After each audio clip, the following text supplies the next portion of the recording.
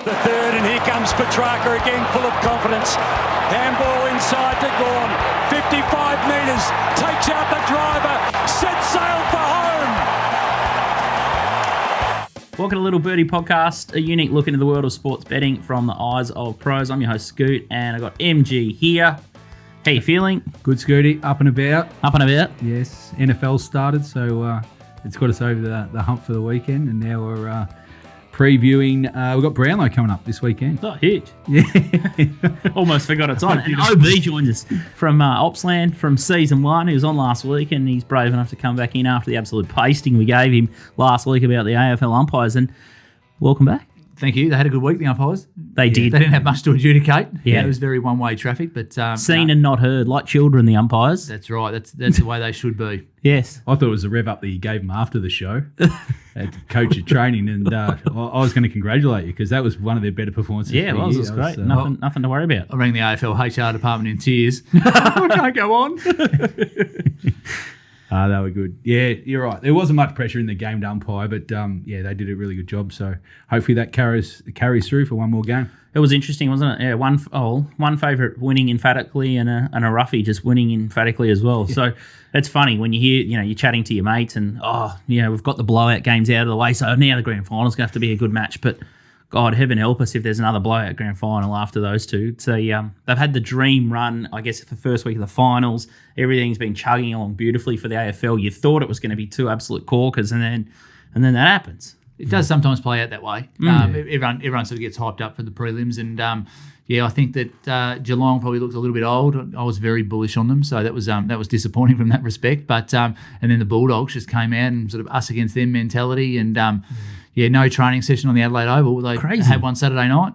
I think they like it, the Bulldogs, don't they, when it's backs against the wall. Yeah, they love all that, and there's no better man. Well, maybe Clarko's a bit the same, I guess, for Hawthorn, but Beveridge loves it, doesn't he? He uses everything that goes against them just to, and they come out breathing fire, and it was crazy. Both games were over really, really quickly, unfortunately for the fans and for some of the betting public, but it's good. Hopefully they both come out breathing the same fire to kick off the grand final. Well, they've been the best two teams for 19 weeks of the year. It was at sort of the end to the Bulldogs season. Everyone rode them off. They've only got sort of one key injury, Tomlinson and Bruce, so they sort of cancel each other out. So they're fit, they're healthy, they're going into this final, into the last game of the year in really good form. It's going to be a cracker. It poses to be a cracker. Hopefully it ends out that way. Two great midfields. Forward lines are both a little bit makeshift. Defence is very good. It's going to be a really good game. Yeah, I think the way the season's now panned out, I like Port last week, and they were off the map, to be fair. No one was supporting the Dogs, and I guess it was a bit off their end of season as well, and coming off a tough win the week before that. But I tell you what, it's starting to really pan out for the Dogs, just in terms of like they've had 3 tough games in a row. They've found their mojo back. Now they getting the freshen up, where I think Melbourne, I believe it's going to be one game in 28 days by the time they play the grand final. So in terms of coming in and how it's set up, it must be small advantage. Whatever that advantage is, must be to the Bulldogs, in my opinion. 100%. And then I think everyone's been talking about the Ds are playing a practice match this week, or an intra-club. That's always, when you start publicising that, there's always going to be, people going blowback. Maybe an injury or two. Yeah. They've put a curfew on all staff and players over there in Perth. That is odd, isn't it? I think it's a bit odd. So it's just, I don't know if they've just sort of, battening down the hatches a little bit too early, a little bit too premature, or feeling the pressure a little bit, whereas the Bulldogs are sort of embracing it, being there in 2016, which worked for them. So, I think it's going to be a great game, and I'm really happy for the Bulldogs. Amit Bain's a fantastic CEO. I work with him at St Kilda. He's just one of the nicest people you'll meet. Luke Beveridge, a fantastic person as well. So they're a really well-run club.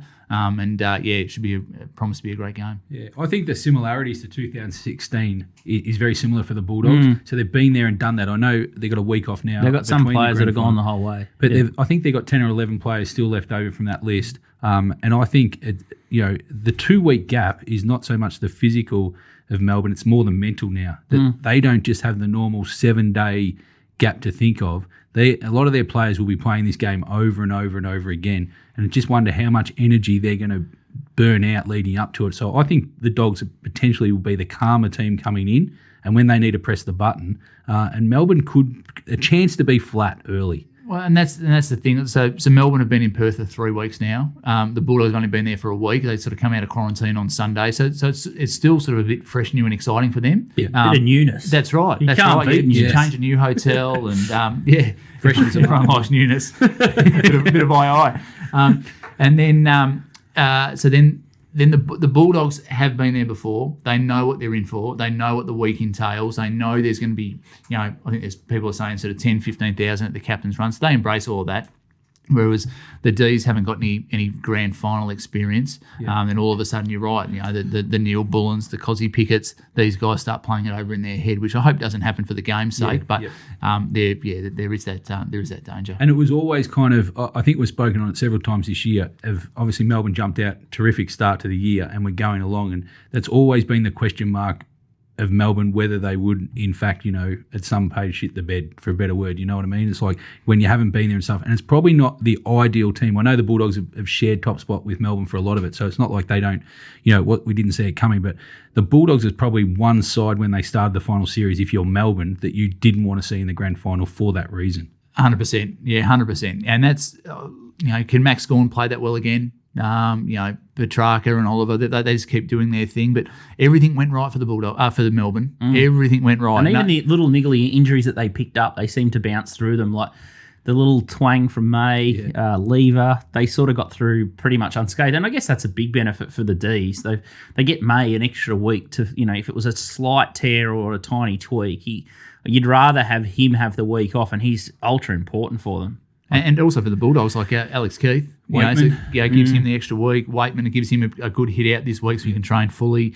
They don't have to make any changes because someone's injured. Yes. They got blokes coming back in who are fit, which is great. I saw a bit of footage last night on the news that Lever sort of had a bit of strapping on that right knee. It sort of looked a little bit proppy, whereas May trained fully. So you just don't know how that's going to come into it. But you think the extra time they should be right. Yeah, it's good to see that both sides are really ready to go as well. I think that we want to see that, and as you said, the best two sides for 19 weeks. There's no home ground advantage as well. Yeah.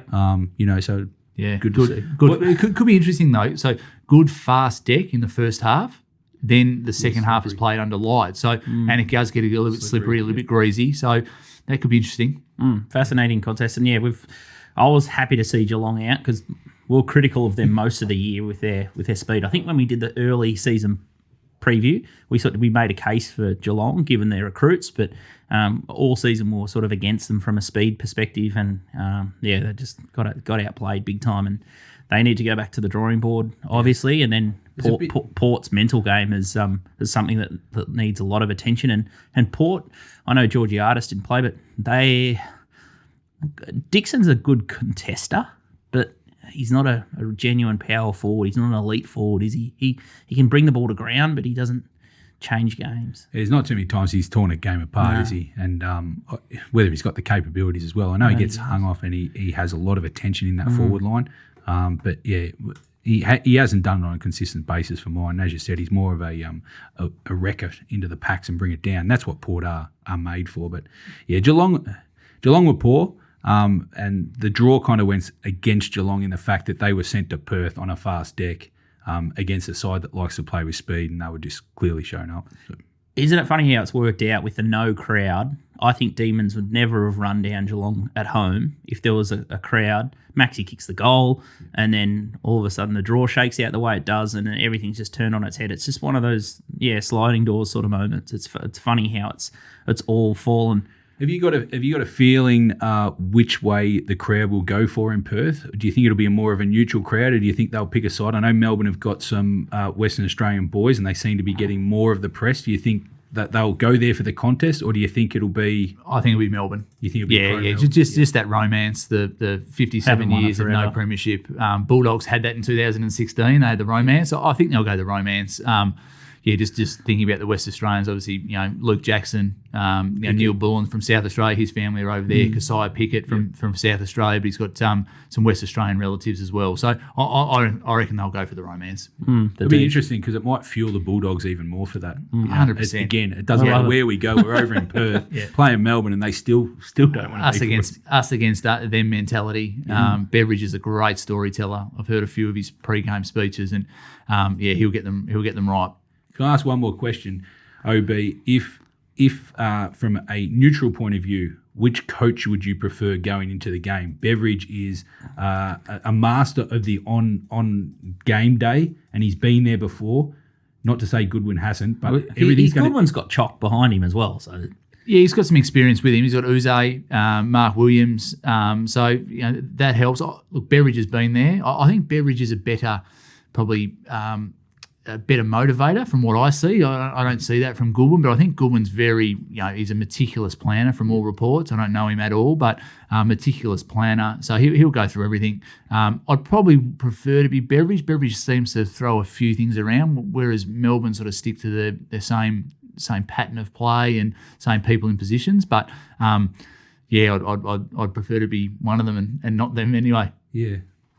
All right, let's. The bookie wrap was 1 out of 2 faves, one line covered, the other was a shellacking, and then the totals both roared over.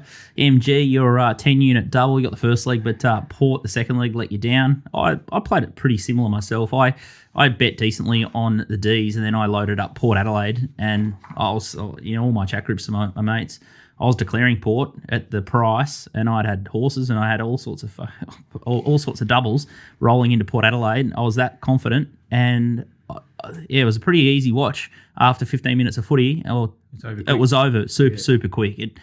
It was disgusting to watch, but I actually didn't mind your double, and I thought Port were the stronger of the favourite, and the betting sort of reflected that, and all the money was for Port Adelaide, and there was a bit of money around for the Cats, and some people thought the Cats would win.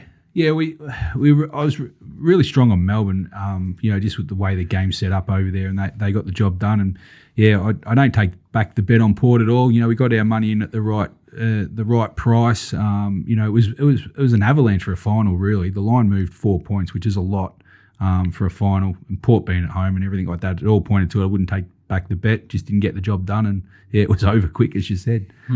I thought Port might have come back. They score really quickly, and that's why I kept watching. But no, they just didn't give a yelp.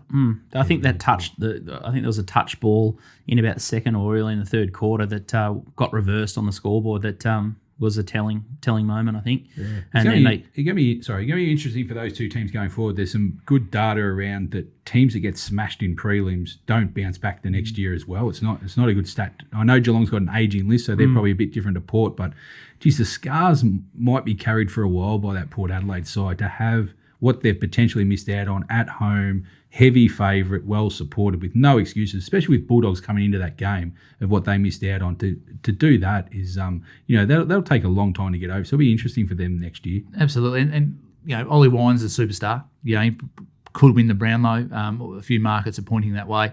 Boak's probably their best player, but he's ageing. 33. Yeah. That's right. Yeah. And then apart from that, Orazio went missing. That's right. Connor Rosie was a bit fumbly. I think Connor Rosie's going to be a very good player, but Rosie was terrible. He wasn't alone. He wasn't alone. Yeah. So but they like Burn Jones and these guys not defending. Bergman's a young player. Amon's had a great year. There's people are tipping him to win the best and fairest and beat Wines in that. Didn't come to play. So I worry about who their next crop is coming through. Yeah. They've had a great draft with sort of Dersma, Butters and Rosie, but who are the superstars and are going to jump out? Yeah, I think they recruit well, actually. Alir obviously was a standout this year, and it sounds like from all reports that Dawson might go from Sydney. I know we're speaking into next year, but I think they'll build well. I just think it's not necessarily the physical for Port. They've got a very good home ground advantage. It's just the mental scars carrying forward for that. And as you said, that they don't have an old list. But other than Boak, there's a big gap age-wise to the next. And I'm just wondering, those young guys, they might get scarred for a while from that performance. I think it's an attractive club to go to. If the Vic boys don't enjoy living in Melbourne, which there's a lot of people that don't, I think Port Adelaide are in the premiership window. They're well coached. to a large extent. They've made the prelim. I think they're a really attractive option for any player that wants to get out of Melbourne or get out of a struggling club somewhere else, or the Queensland or Sydney or something like that. I think they've got a lot of currency. Port Adelaide, easy to go play for Port Adelaide easily. Let's have a look at the hits and misses where the money went. Mark alluded to it before about the Port line, but the first one is the Melbourne Geelong total. The money was for the under there, 151 to 149.5. It went over 167, and the Port line was 12.5 to 16.5. Sting of the tail, we're going to save that one for top rope. We're going to try and side swipe him there.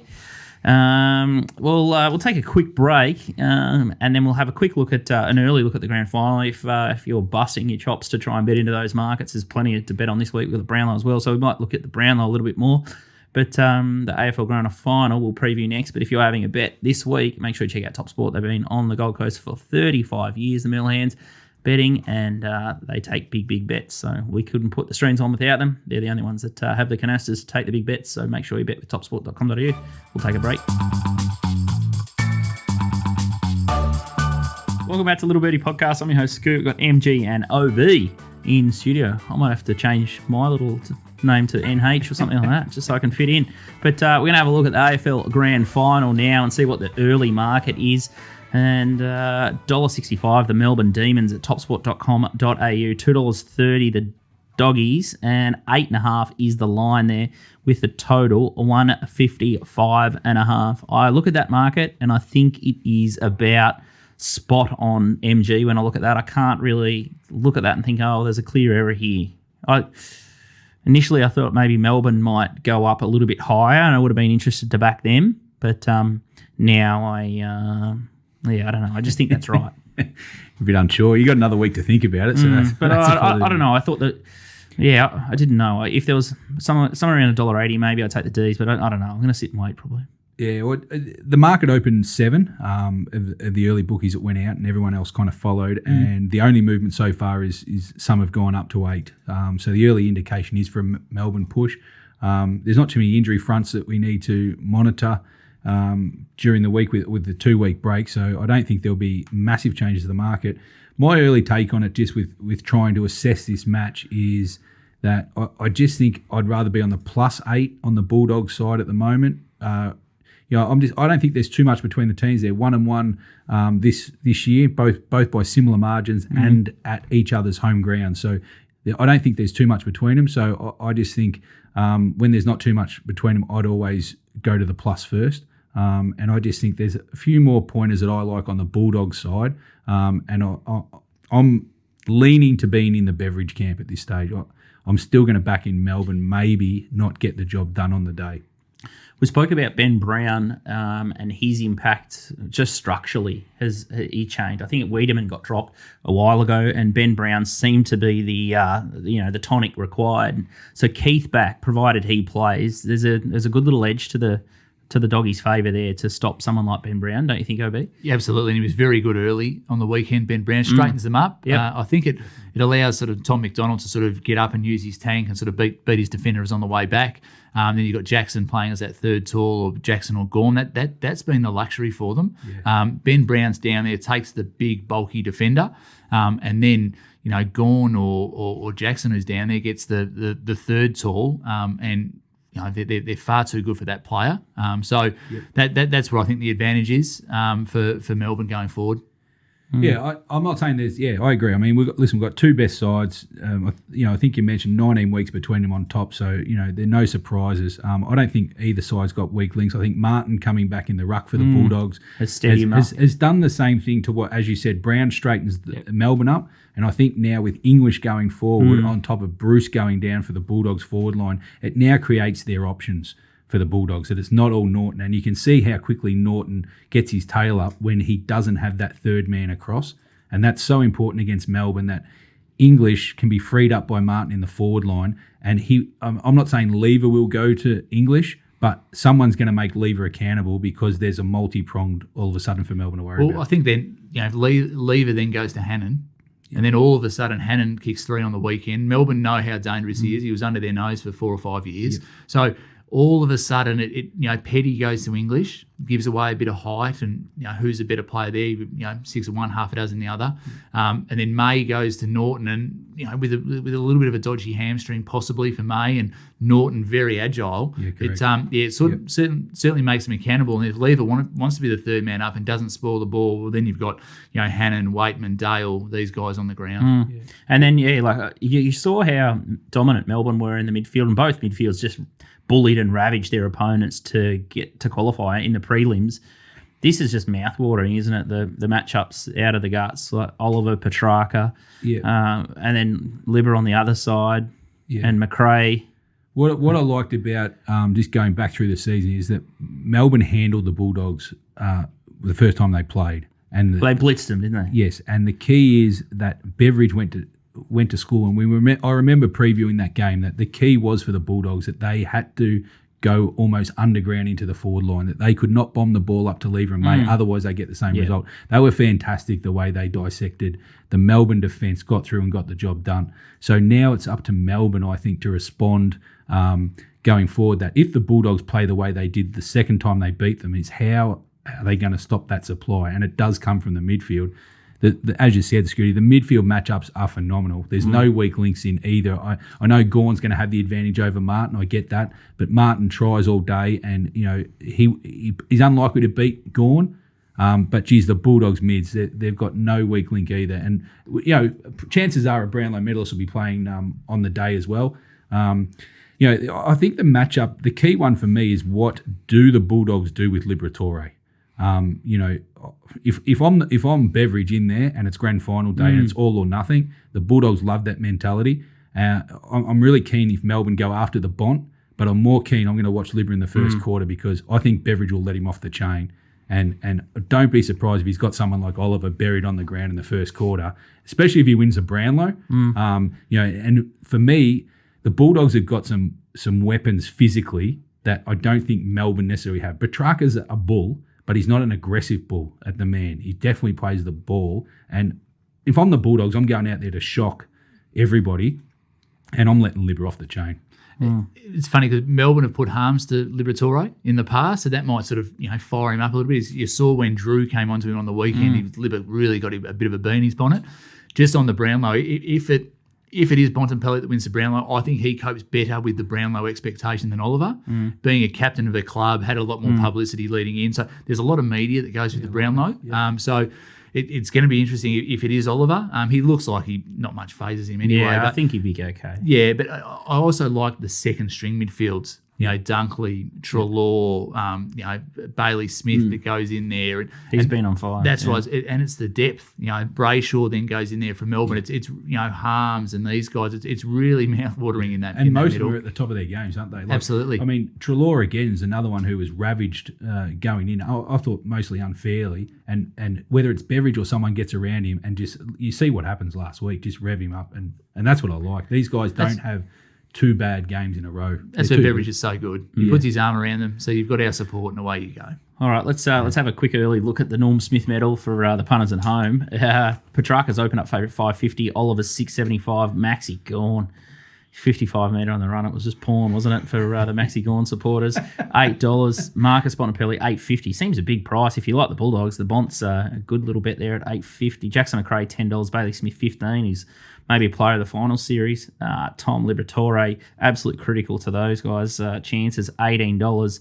And you can get much better than the rest. I'm just having a little Captain Cook here. Like, I can see why Petrarca's favourite. I can see why Bont, pretty all obvious prices early there, but a couple out wide that I didn't mind. Astronaut at $51. If he jags up, he probably has to kick 4 goals, but if he can get a hold of Steve May, which is like a little bit reverse, they love giving medals to the key defenders, the Brian Lakes of the world. Like, there's a lot of pressure on Steve May. If Astronaut gets a hold of him, $51 looks good. Steve May's at the $46 mark. Josh Dunkley's 51, Lockie Hunter 51. There's some funny little specs. You got a lean or a spec at odds? I think, like the game itself, this Norm Smith is as good as we've got. We've had in previous years, OB, as you know, we've had some pretty short.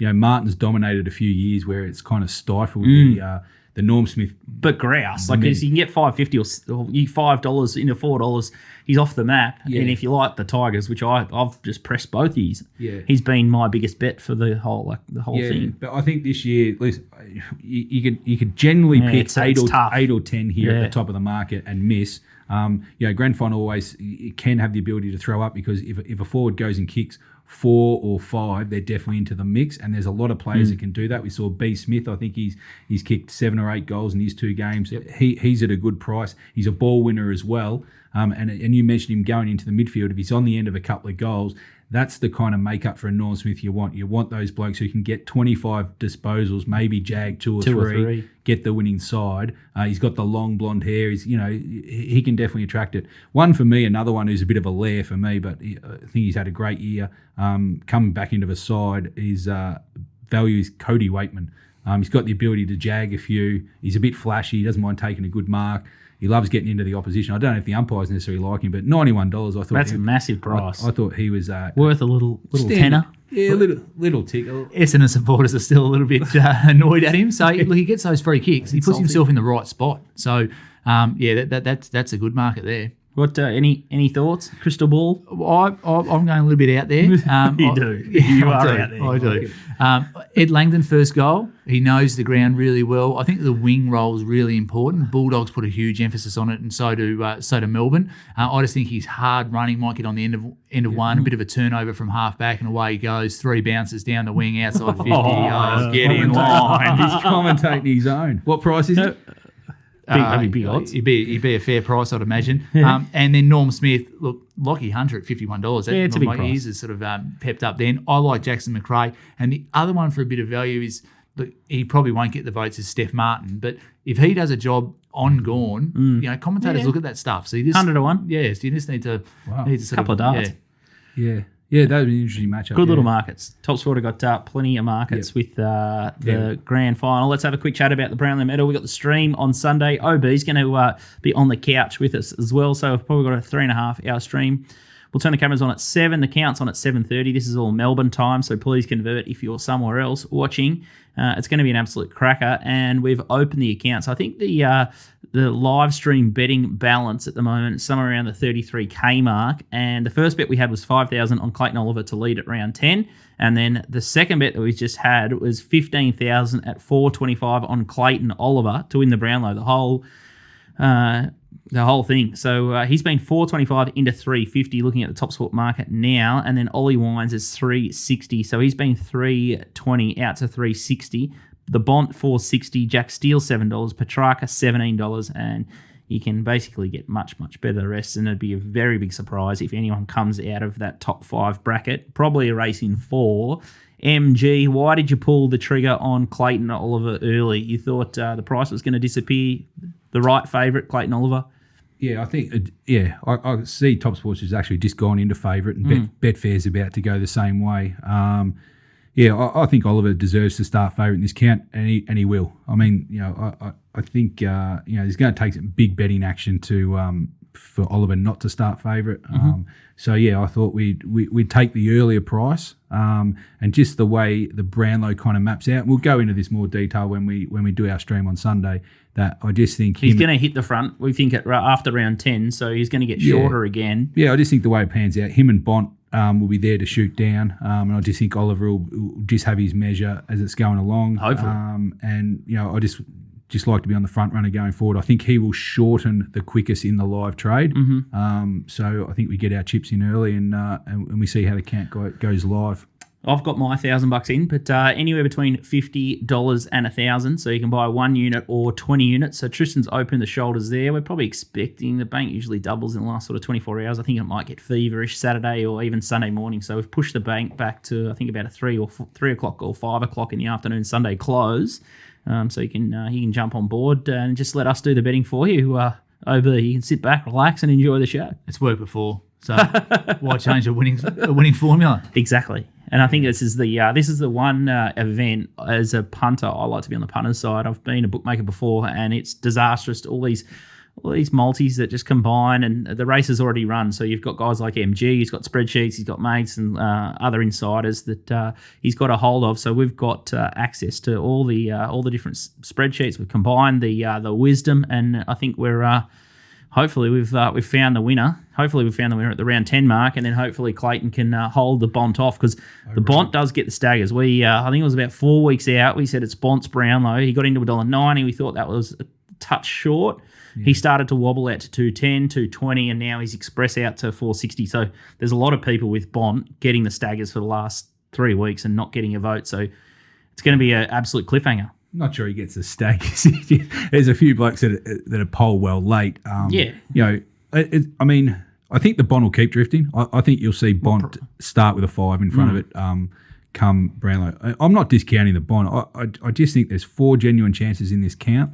And as then we'll go into a bit more depth, but around the 30 mark, I don't think there'll be too much between the 4. So if you like any of the 4, you'll have positive run with your money watching the count. And I think it'll come down to the last 2 or 3 rounds. As you said, Bont's got a few zeros there, and Wines and Oliver look like they'll pole. It's good to watch it that it's going to be close. For once. You think it's going to be close. There's no Lockie Neal. There's no Tom Mitchell. That those bolt away, tearaways, winners. So hopefully, and normally there's a player that hasn't played finals, so they sort of they sort of reel them in the finalists. But Oliver, Petrarca, Bontempelli, they've all played finals. Wines was playing up until last week, true. so it's probably only Steele that might drift. But fingers crossed for Steely. That is a good point you make. Whoever plays well in the finals generally shortens, which has got no relation to what's happened at all. Year. It does, isn't it? Yeah, it's one of those funny things. It's just there in the eyes, yeah. Who do you want to see win? You probably want a tie, wouldn't you, OB? You're a very kind, I'd love hearted man. I'd love a tie for AFL marketing purposes. But I'd love Jack Steele to win. I really would. You're a big Saints man. Yeah, and he's a fantastic person, Jack. He's a marketer's dream. I'd love to see Steely win, but I think it's probably Oliver's to lose, as they say. Yeah, I think it's going to give him a big start, Steele, but he'll be steaming home. It's going to, I think it'll be a fantastic watch, and I think if you like the tie, it might give you a side as well around the $4 mark. It's not impossible there. Might get 3-way, as you said. So who knows? Surely not a 4-way. No, it's going to get right around that 30 vote mark. It's going to be an absolute corker. There's a couple of other videos on our YouTube channel that explain how to get into the comp, and a little bit about Mark's background, how long he's been doing the Brownlow for. And there's a 4-minute video, there's a 12-minute video, and there's the registration page, littlebirdie.pod.com, and then Brownlow 2021, and it's got all the instructions of how you enter, and then how all the money gets automatically put back into your Top Spot account. So it's going to be an absolute pisser. DK might sneak into the stream, who knows, but OB will be here, MG, and we've got one other guest that's going to come in, and we're going to go round by round, so you can sit at home and bet on who's going to get the 3, and then we'll try and find different betting angles, because it's one of those few events now that it's created. It looks like a race card, isn't it? So you've got you can bet round by round over the internet in play. So it's an absolute corker. So can't wait. Be our first ever Brownlow stream, but it's going to be absolute beauty. I think the bank will go over 50k. It might get to 80, and it could get to 100k. So there's plenty more business to be done. Might jam in a couple of multis, team vote multis, and try and multi up to win a couple of 100,000 and just really give Top Sport an uppercut. That'd be beautiful stuff. Wouldn't it, OB? I've heard this before. The dog night, we had a good night, and we've had a couple of hard luck stories. Animo's just come out and won the Run of the Rose, and poor old Nicky Noonan was in here doing the Bet Doctor show, and they had it to win at 300,000 the Blue Diamond. Couldn't win a Blue Diamond, and now it's the short favourite for the run for the Golden Rose and for the Guinea. So we can find the right ones. It just has to happen all on the right night, and hopefully this time the race has been run. So MG, it's over to you, and just turn off your phone if Clayton Oliver gets beat, can you? Go to the burner. All right, that's a wrap from us for the AFL. Early look at the AFL. We'll do a deeper preview, and we'll have a look at some other out-wide markets for the AFL Grand Final. But now it's time to talk rugby league with our man Top Rope Tedeschi and some Hall of Fame. Welcome back to Little Birdie Podcast. I'm your host, Scoot. Got MG and we've got OB in studio. And it's time to talk rugby league with Top Rope Tedeschi, our man with a plan. And I'll tell you what, he looks like a half brother to Mick Malloy after the shave. How are you, big fella? I'm fresh, ready for a little lawn bowls and cheap schooners down the local bowler. Outstanding. Crackerjack style. Crackerjack style.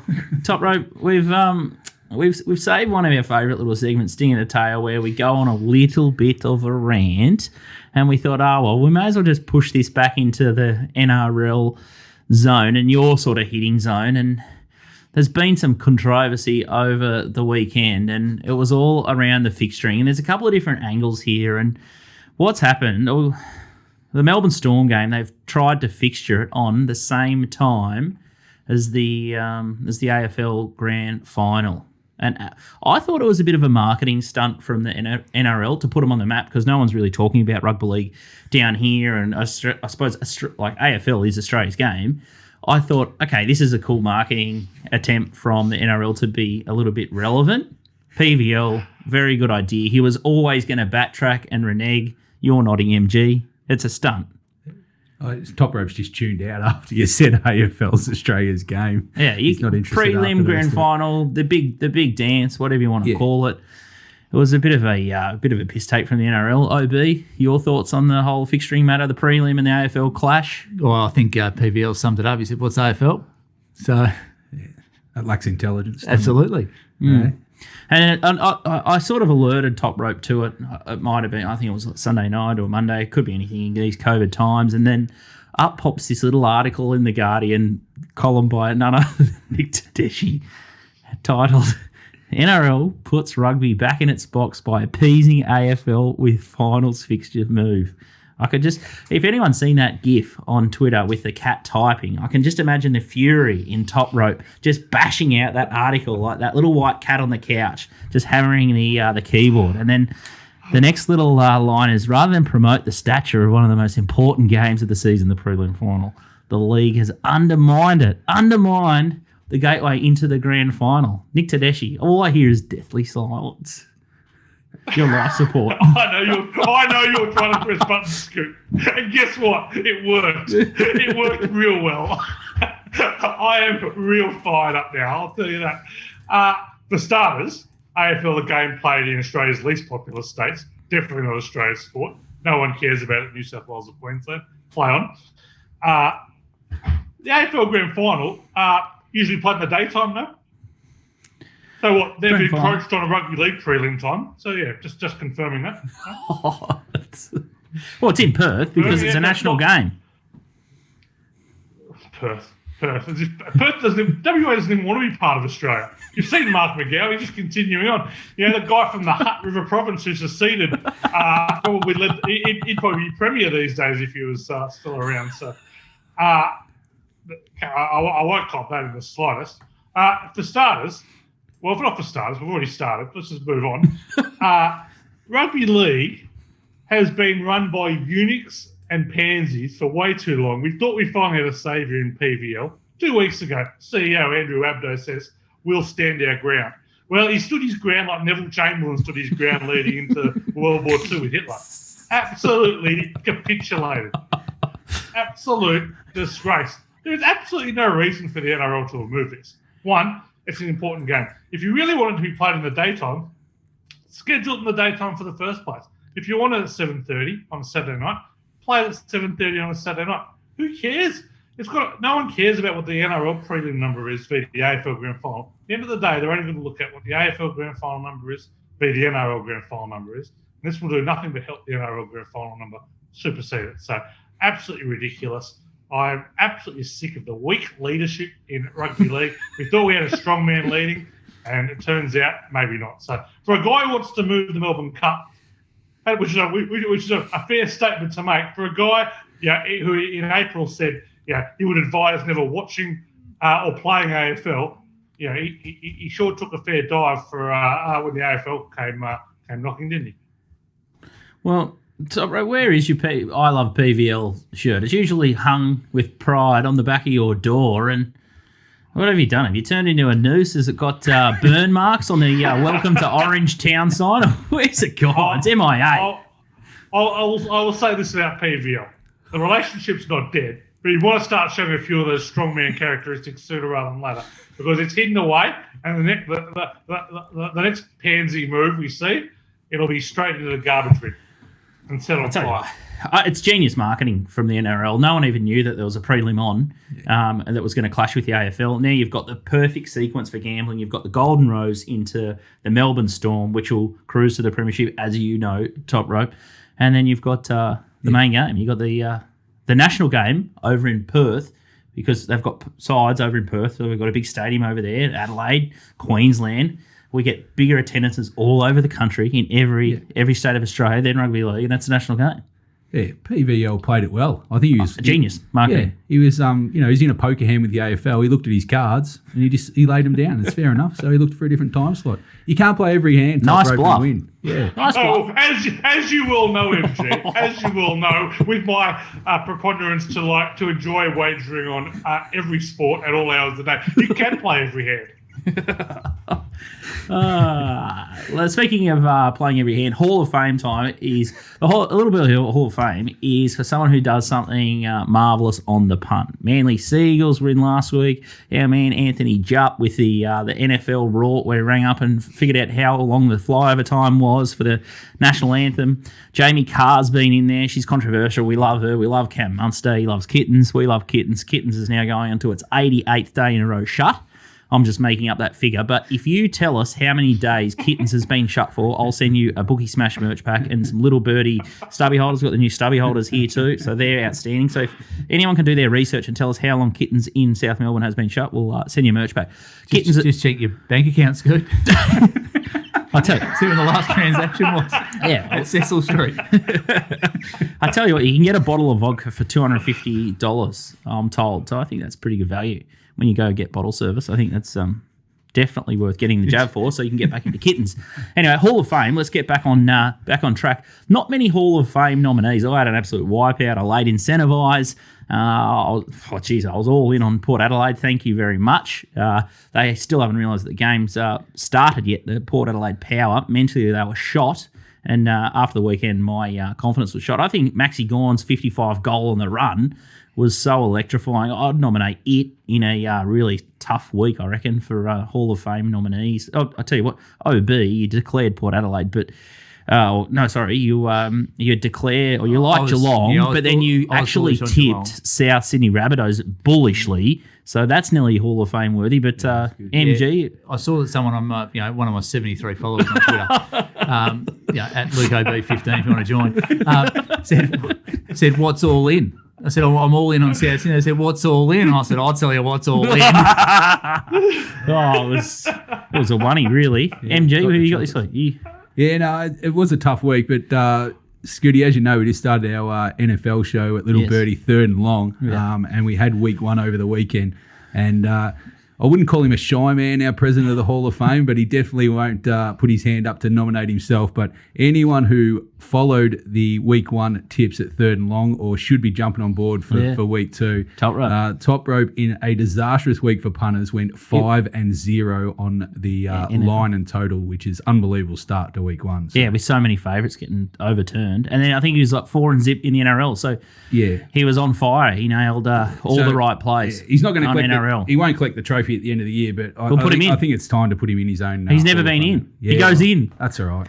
Near the end of season 2, Nick Tedeschi, and I think you're the first little birdie, apart from DK and a couple of other racing people, you're the first little birdie person in the Hall of Fame. Top rope. Outstanding. You've had a shave for the occasion. You knew. Well, I'll accept the nomination for one reason and one reason only. I've been so blinded by what's happened in rugby league and their scheduling this week that all I could think of was removing PVL from the Hall of Fame rather than thinking of anyone to add to it. So, for lack of other nominations, I'll cop it.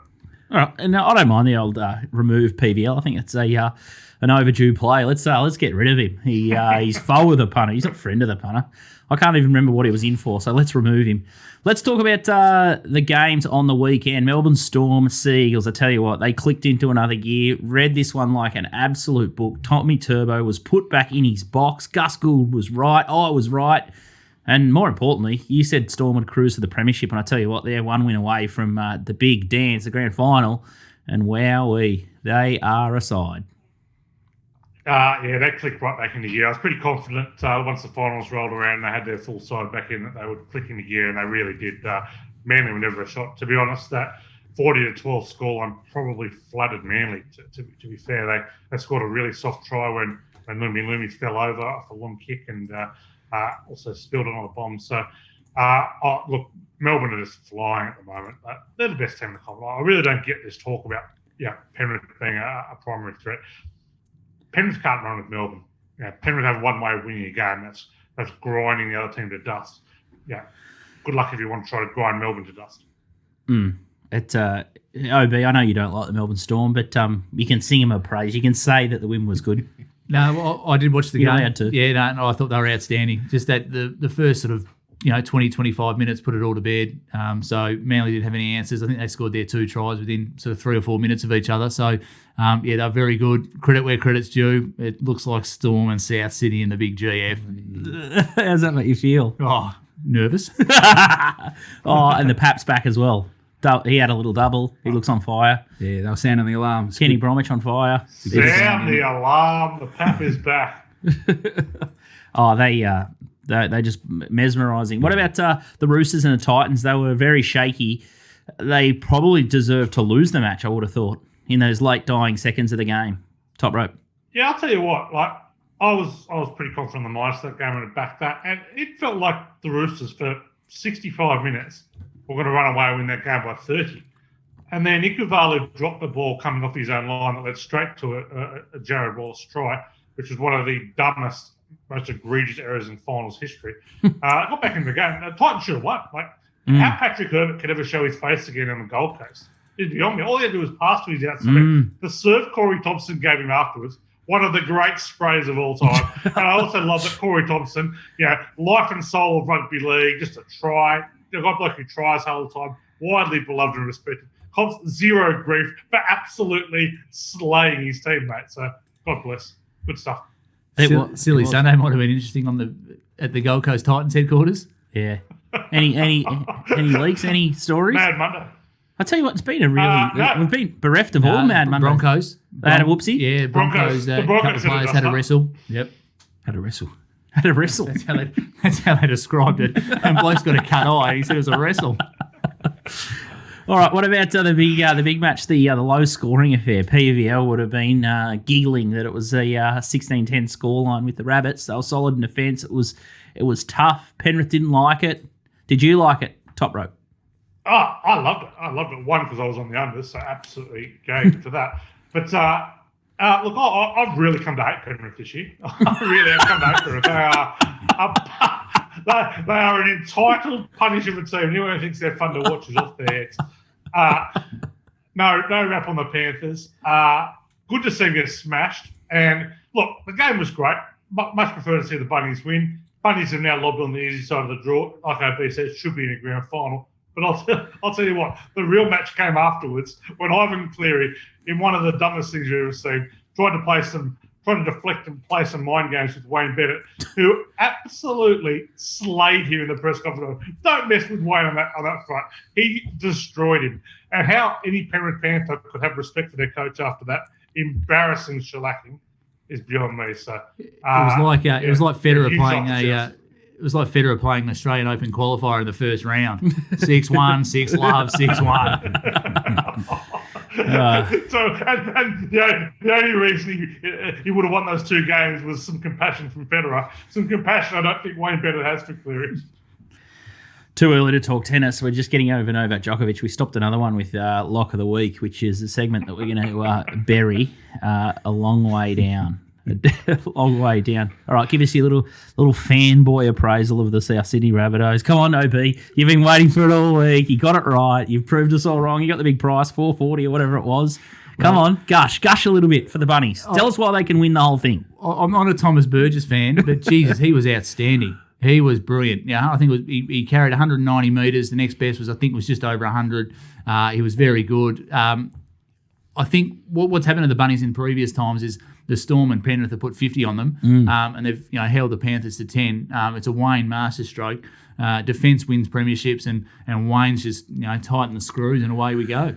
Top Rope, you tipped up Storm pre-post at the start of the season, and Rabbits were your value. You're all of a sudden in the box seat for the futures. You probably have been all year, but now with South on the easy side of the draw, boys, they get through the next one, don't they, to face the Storm?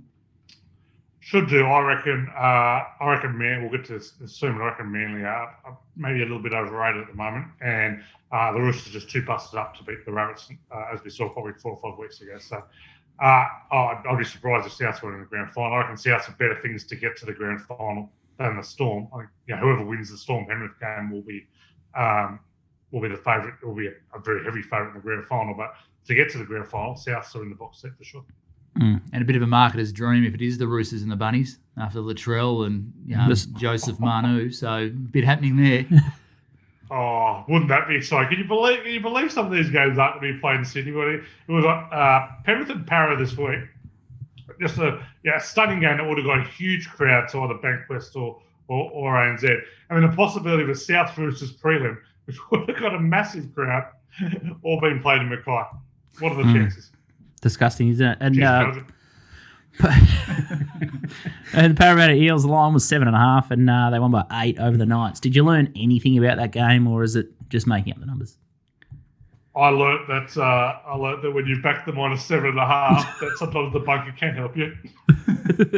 so there was a little bit of something there.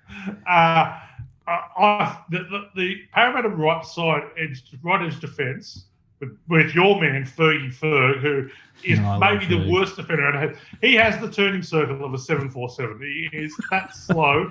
And what he was doing standing on Tuala and ponging past that ball, just stand on your man. You were doing nothing. Absolute moron. I learned that that can be exposed pretty well there. So, Para aren't going to trouble the scorers in the premiership, but not ruling out this way. Tell you what, ratings are going to go through the roof this week with all the AFL fans tuning into this new sport they've heard about, the NRL Friday night up at Mackay. Manly Seagulls $1.26, Sydney Roosters $4, 12.5 the line, and a little bit of a nibble for the plus there, 185, and the total's 46.5. Top Rope, Manly $1.26, throw it in your multis. You can't Take put the plus, toothpaste back in. You can't put the toothpaste back in the tube, Scooty. And once the belligerent Victorians have finally got exposed to the great and glorious game of rugby league, it'll be hard to turn back. It'll be very hard to watch people just kicking a ball around and carrying on like a game of soccer. They'll be wanting to see the hardness of rugby league. So it is good. Good to get some exposure. I like the plus here. I like the plus here. I think the Roosters can win this off the stick, to be honest. I think they're way too short. It's one of those games. So if Manly get off to a good start, if Manly kind of get to 12-0, 14-0 up, they could absolutely blow the Roosters out of the water by 40. But I think the longer this game goes on, the more the Roosters are a chance of winning. I think both teams have got very poor records against top 5 teams this year. Manly 0-5, lost all by double digits. Roosters 1-6, but their only win came against Manly. There was no turbo, so a bit hard to get a guide on that. But I think they're a well-coached team, so I think you're going to see similar to what the Storm did with Turbo last week. They're going to try and shut Turbo down by just dominating in the forward pack. Look, there's plenty of injuries at the Roosters, but the forward pack is still very, very strong. Jared Weir-Hargraves, Angus Crichton, Tupanua, Tucker, still Victor Radley, most of their top forward pack here. So I think the Roosters, I think the plus is a great bet, and I think the Roosters can win this off the stick. And I think Manly off a loss of 16 of 18, the over. So it's going to be tries. I've just did a little bit of stats, bit of research from my database. Good Scooty. Hey? Plenty of points in this one. They're both Manly have conceded 18 plus in 12 of 14. Roosters have conceded 20 plus in 5 of 6. I think both defences are a little bit loose at the moment, so I will be backing the over for sure. Our rugby league roughie king, OB, are Are you backing the dog here? You going to take the Roosters over the Sea Eagles? Or? As a South Sydney fan, I could never back the Roosters. Oh, so it's we're here to make money, though. Manly through and through. Manly. Wait, don't you want Roosters to win this week so you can beat them the week after to get into a grand final? Wouldn't that be sweeter? No, that scares me. 'Cause if we lost to them, they're in a grand final. So no thanks. All right, fair enough. All right. What about? And MG, you'll just be on Tommy Turbo 1, 2, 3 tries. So no need to ask your opinion on the match. Oh, well, what are the chances of shutting down Turbo two weeks in a row? Lightning doesn't strike 2 weeks in a Top row. row. Surely, you'll show up. Coaches. It's not easy to shut him I down. think we'll see a better game from Turbo, but I don't think he's going to get the run of the Roosters. Like, you've got to remember, the last 2 weeks of the season, they struggled to beat the Bulldogs, worst team in the comp by the length of a country mile.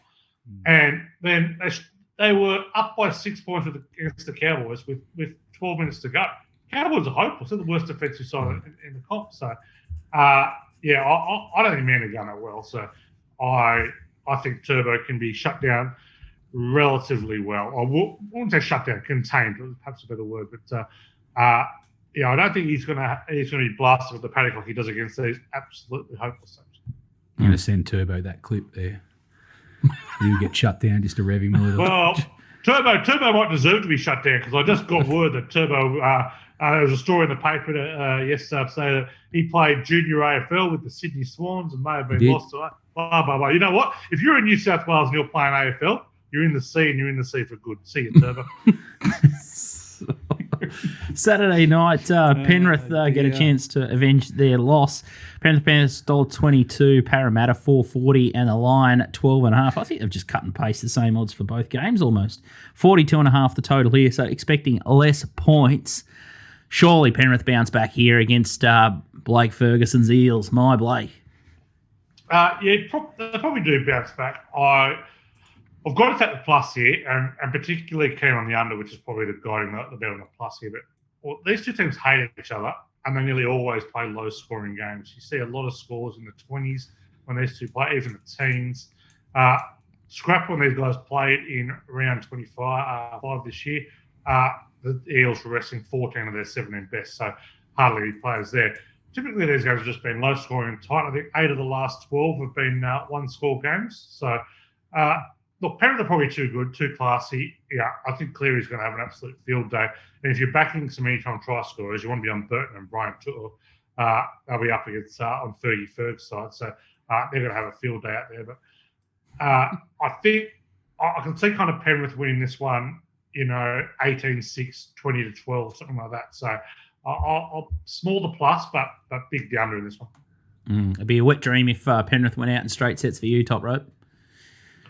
I'll tell you what, as someone on the Storm, I'm very keen to see Parramatta pull off an upset this week. Very, very keen. What about that for a reward? You win the minor premiership, you win your opening game, you're going to top Penrith in the prelims. So anyway, got to beat them at some stage, and I'm sure they'll get the job done. The Ruffy King with 73 followers, OB. Para? No, look, I don't think Penrith will get in straight sets. I think they're too good for that. So, Penrith are mine. Okay. MG? Yeah, I agree. Yeah, if we were continuing the segment of Lock of the Week, I'd put Penrith in there also. I'd put Manly, and that'd mean that one of them get beat. Talking about Lock of the Week, Raise.org Day, we managed 10,000 for the year, so not a bad effort for charity, but couldn't strike a blow Lock of the Week. It was a topsy-turvy, in and out sort of season for us on the AFL especially. So a lot of favourites went over there, and we just couldn't get the ball rolling. We got to 3K a couple of times, and we were just absolutely like mice in a wheel, like everyone's stuck in COVID. So the lock segment is dead. Next season, we might bring it back and call it the Hail Mary, which is probably a better way to describe how we've handled it all season. My check must be in the mail for putting Port in last week. So the Bulldog supporter out there, I need a sling. I got Port beat, put him in the lock, and I also got Ayrton beat. So Johnny Allen's got me a couple of times in Lock of the Week. So he is off the Christmas card and off the Little Birdie party list. John Allen, the jockey, and DK's off. Oh, because a couple of people off him. Casey's off him, and sure as hell he'll come out and beat me again this weekend. But it's been a fun segment, Lock of the Week. Bittersweet, really, to see it go. Will you miss it, Top Rope? I absolutely will not miss it in any way, shape, or form. It is the pressure of doing something good for someone is really hitting me. I just prefer to be selfish, just do stuff for myself. So, real disappointing. And you got Djokovic, the tennis MG. Djokovic, so he's golden run-ended. We've stopped some absolute Rafa. breaks in this show. Absolutely. Rafa on clay, we stopped. Yeah, Djokovic at the US Open. Rafa had a 102 was his record on clay, and Scooty stopped him there. Stockport. And I stopped Joker going for the Grand Slam. So didn't even win a set just to top it off. So at least it was quick and painless. You stopped him for the Golden Slam as well, did you, MG? Were you on him in the Olympics? No, I don't think I was on him in the Olympics, but yeah, that was a good choke. So he's choked twice in the same year, so it's not a good effort. Outstanding stuff. All right, top rope question. Will you join us for the Brownlow stream on Sunday night? A little cameo, 2-minute little live cross. Absolutely. What's a Brownlow? Google it. No, I will say this. I find watching AFL rather boring. But Brownlow night, one of the great nights. I just love betting on blokes I've never heard of to win club categories, to win position categories. Never heard of these blokes, but always after some mail. So I will be tuning in. I will be available. I wish Demetrio was reading the names really boring like he used to. Better times. Fantastic stuff. So the Brownlow stream's also available to jump on, and we've already had, as we've announced earlier in the show, 15,000 on Clayton Oliver at 425 to win the whole thing, and we've also had the 5,000 Clayton Oliver to be the leader at round 10. Nick Tedeschi will be googling who Clayton Oliver is right this moment. So Richo's not going to win this year. I'll see you, mate. All right, that's a wrap from us. It's been a fantastic show. We'll have more of Top Rope, and make sure you check out the NFL show, Third and Long. It's an absolute cracker. It was great opening game on the Friday. I love how there's a Friday morning game. I love that there's a Monday game, Tuesday game. It's getting through the absolute horrors, and how clutch was Tom Brady last week, just cruising awesome. Tampa to victory. So can't wait to catch up on the NFL show, because I'm a novice at NFL, so it's good content for me. OB, you're a big Denver fan. Big Denver fan. Peyton Manning, he's been going beautifully lately. So I just found out Von Miller's still playing. So how am I going? Oh, that's a wrap from us. You'll see us in the Brownlow stream, 7 o'clock on Sunday.